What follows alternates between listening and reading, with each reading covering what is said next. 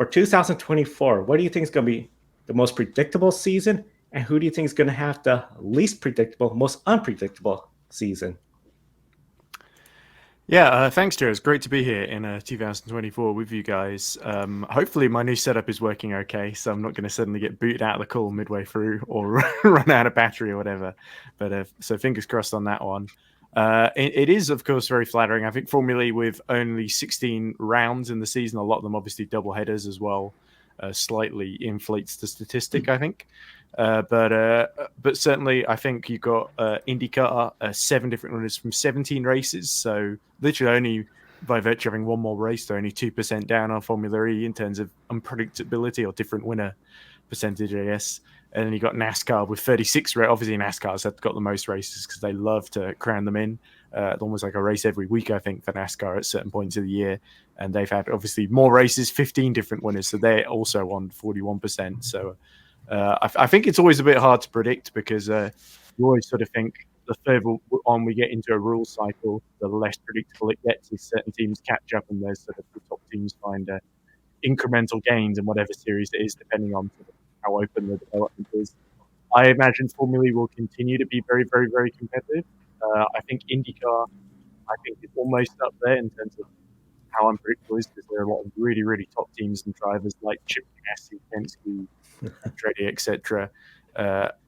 And then NASCAR, of course, like I said, NASCAR is because they visit so many different tracks these days in NASCAR, of not just ovals, but also road courses too. That I think that's going to continue to be unpredictable as well. Formula One, I think, as you say, Red Bull dominated the last rule cycle, has gotten a head start on this year's rule cycle as well. So I think Mercedes, Ferrari, and company are going to really have to go some to spoil the party because we saw Carlos Sainz was the only one to do it in the Grand Prix last year, winning in Singapore. And then I think the only other one to technically beat Red Bull in 2023 was Oscar Piastri in the sprint race in, was it? Qatar, yes. I was going to say Dubai, and I was like, there was no race in Dubai last year. What are you talking about? But you're right, absolutely. So yeah, I think Max Verstappen is it'll have to take some sort of mistake, I think, some kind of miracle for Max Verstappen not to at least have a very, very strong shot at winning title number. Oh, it's going to be title number 4 if he does it this, because he is a 3-time world champion, of course, from 21, 22, and of course 23. And World Rally Championship, of course, very, very interesting there. We've still got the likes of Toyota, Hyundai, and a couple of other teams as well, all battling it out with some top rally drivers there. And of course, World Rally Championship's probably got the least rounds, of course, but obviously so much can happen on those stages there that I think WRC is always a joy to watch, even if you only have 5 different winners like we had last year. That's still 2 more than we got in Formula One. So I think World Rally Championship, quality championship. And I think regardless of how predictable or unpredictable they are, I think you're going to want to watch at least some of them just to try it out, see how it is each year. And let's not forget, of course, World Endurance Championship, which is always good fun. Anyway, I've rambled on enough. You guys take over. Out of all the series that we cover here on Grid Network, I mainly only watch NASCAR and IndyCar. And I'll tell you, those are probably the 2 most predictable ones. Or unpredictable, excuse me. I mean, NASCAR, yeah, imagine that being predictable. But IndyCar, that's going to depend on Alex Palou. If Alex Palou of last year returns, it's predictable. Wrap it up. But NASCAR, they had 36 races last year and had 15 different winners. I mean, come on, it's NASCAR. It gets more chaotic every year, it seems. And honestly, you have Shane Van Gisbergen coming in. He might steal a few races. There's a lot of things that we don't really know going into next year with that. And IndyCar, like I said, I think that's going to stay the Penske, Ganassi dominance. I was going to add McLaren to that, but they didn't win last year. So I don't know enough about F1, MotoGP. That's for the other guys to talk about. But if you're asking me, I'm saying NASCAR is going to be most unpredictable next year because it always is. Yeah, well, to Ed's point, talking about the percentage there, I think, we have our graphics here in our notes. 43% of the races for Formula E had different winners, but they only have 16 rounds compared to NASCAR, more than double that with 36. So you have 15 different winners, but the percentage is relatively even.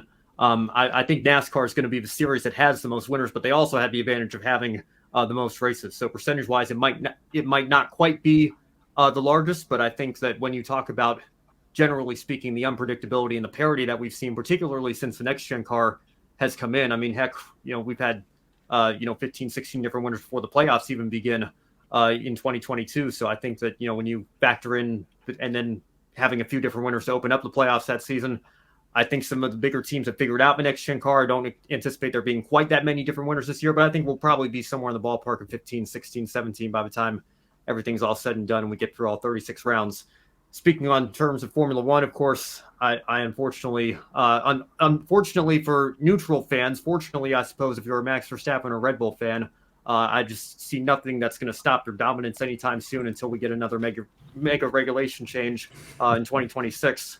I think that they're going to be in very good shape to continue their recent run of form. My only hope is that Sergio Checo Perez can get up there and maybe make things a little bit more interesting. I don't expect him to beat Max Verstappen for the championship, but I do expect him to be on the podium more weekends than not and at least be able to fight for a handful of race wins here or there. But even then, that's only two guys, and we talked about how close Red Bull came to the perfect season last year, and that was what was so frustrating for me. Like, if you're going to be this dominant, can you at least give us something that we haven't had before, right? McLaren came so close in 88. Mercedes came so close a couple of times when the turbo hybrid era began, but they just came up just short. Singapore seems to be their Achilles heel. Carlos Sainz got one for Ferrari, and then you only have three different winners the entire year. Maybe we can get to four. Maybe Mercedes can find a way with Lewis Hamilton to end their winless drought. It's crazy that he hasn't won a race since 2021. Somebody that started the first, 15 years of his career having at least one win a season. He is on the longest winless drought of his career by far, so I'm sure they're going to be very motivated to end that. But even then, I don't see much more than four, maybe five, if we're lucky, different winners from among the big three teams, if you will.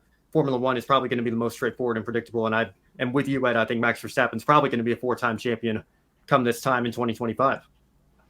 I'd have to agree with you on that, Ben. Red Bull don't even really need to bring out a new car for next season. They still had pace in hand at the end of last season, and Verstappen was winning races quite easily. You look at Brazil, he was well clear, and Abu Dhabi as well was just walking off into the distance. And when he needed to extend a gap or whatever through pit stop phase or whatever like that, he had plenty of speed in hand. I know what you're saying about NASCAR, but it only needs to throw in a rain race somewhere or a couple of fuel mileage races, and that win tally of different winners would rack up again. I'm going to go with IndyCar. I think is going to be the most unpredictable. We've got 5 Ganassis, 4 of them can probably win races, 3 McLarens, 3 Penske's. That's 3 teams. You're not even touching the rest of them, and that's a good handful there of drivers that could and probably should win races again this season. WRC is going to be a little bit of a strange year this year. We talked about it on Grid Tonight at the end of last season. No Kalle Rovanperä in for the full season this year in 2024. So it's going to be interesting to see how that pans out. But for the unpredictability stakes, I'm going to stick my head on the block and go with IndyCar. IndyCar seems to be one of the more likely to be unpredictable. It seems like by consensus, it seems like Formula One is going to be the most predictable. It's really going to be interesting. Not a whole lot of talk about the Supercar series. No Shane Van Gisbergen, but yeah, I mean that's open because I didn't even think about that actually, Joe. You've got Kostecki, Will Brown changing team and going to Red Bull to take up SVG's old spot. Waters came on strong last year, as did Reynolds, but he's moved team. Chaz Mostert's always in the mix. Hello to Demas and Happy New Year to you. It didn't even cross my mind to talk about Supercars because that is fairly open now with SVG out.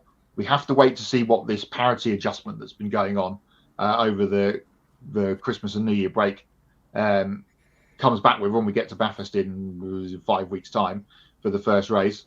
But yeah, that could be just as unpredictable in terms of numbers of winners as IndyCar if they get it right and teams get it right on certain weekends.